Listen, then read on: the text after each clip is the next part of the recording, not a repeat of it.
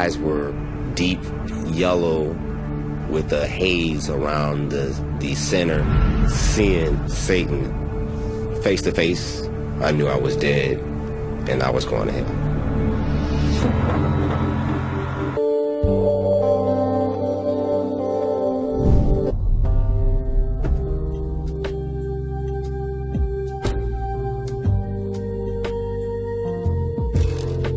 I had just moved to Michigan, home. I had been going back and forth from Minnesota to Detroit. Just refamiliarizing myself with the landscape and my friends, my family there. At the time, coming back, people were beginning to notice that I had grown up a lot. My beliefs had changed, but I was still the same core, hardworking person. And we were staying at a hotel, and there was a pool there.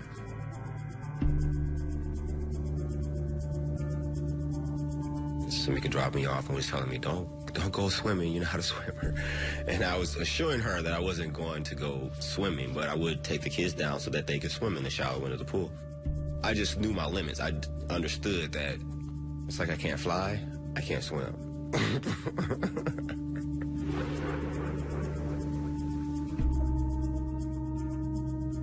There was like 7, 8, 9 kids, and I figured that was too many kids for, him to handle it. So I told him, hold on real quick, I'm gonna run upstairs, I'm gonna grab some shorts and come back down to help you with the kids.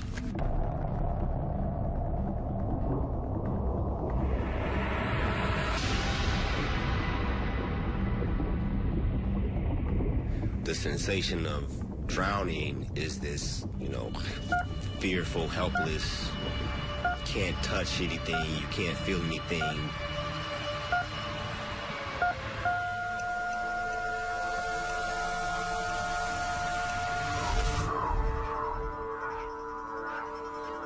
The first thing I remember was these huge bubbles. It's like it being in a water cooler. I mean, bigger than my face type bubbles. And it wasn't just like 1 or 2. It's like bubble after bubble after bubble, appearing and then floating away from me. And after that, I would kind of black out, if you will.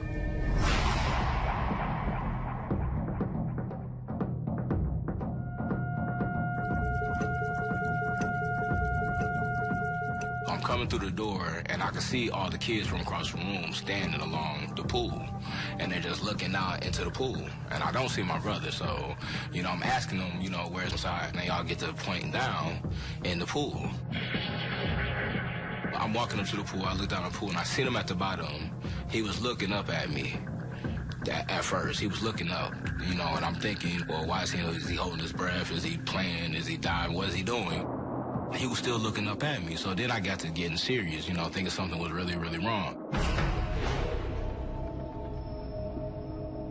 We grabbed the pole, and we couldn't get him, so I just get to screaming, help, help, because somebody help. There was a man walking down the stairs, and I guess he heard me hollering for help. He took off his shoes, took off his jacket, and he jumped in, and he pulled himself out. His eyes, they had shut closed, and he was just, just limp, no reaction, just nothing. We were all... The first thing I saw was me in a hospital bed, in a gown, with no injuries, no IV, nothing like that. All of the sheets, the curtains were new. My gown still had creases. It was brand new. The room was so clean that it was almost too perfect. Again, it definitely made me feel like it couldn't be real.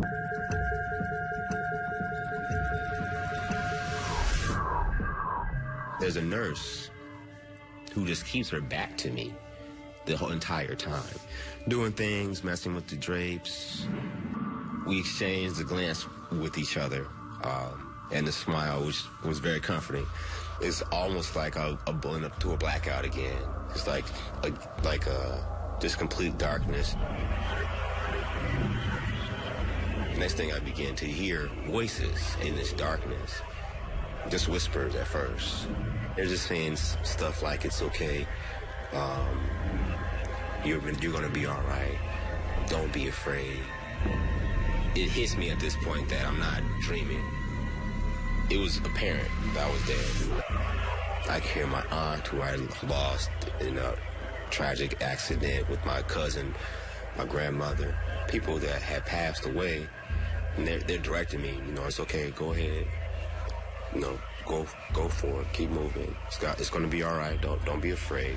I see these two little lights off into the distance.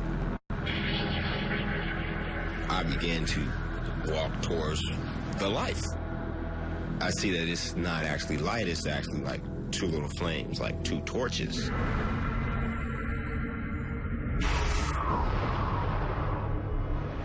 So as I'm getting closer, I begin to see there's like gold coins, goblets, all types of gold items.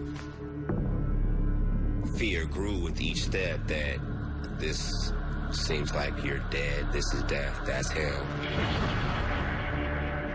I started to see a figure sitting there, and he's sitting not in a throne, but he's actually sitting in this heap of gold. He's enormous, at least 12 feet into the air. Just sitting there with a menacing look on his face, almost like a bull's head, but with the human face. So it was really big, deep, like blood red. You know how blood is like almost black, but red.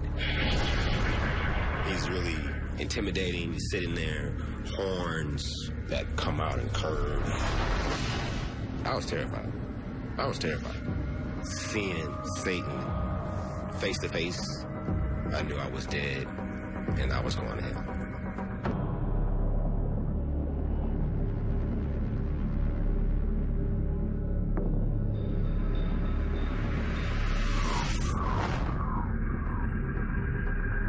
I had done so many things as a kid to try to stay away from trouble.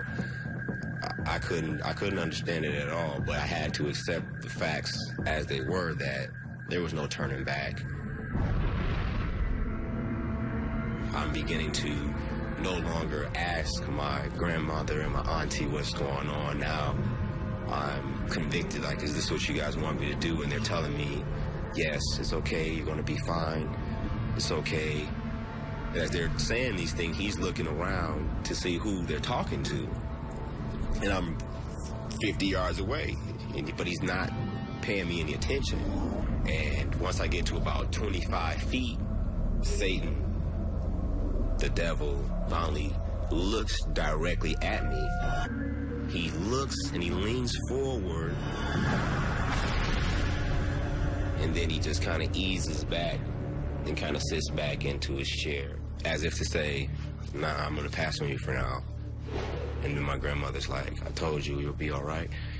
You don't have to be afraid, it'll be all right. And then I kind of ease into this darkness, into this sleep.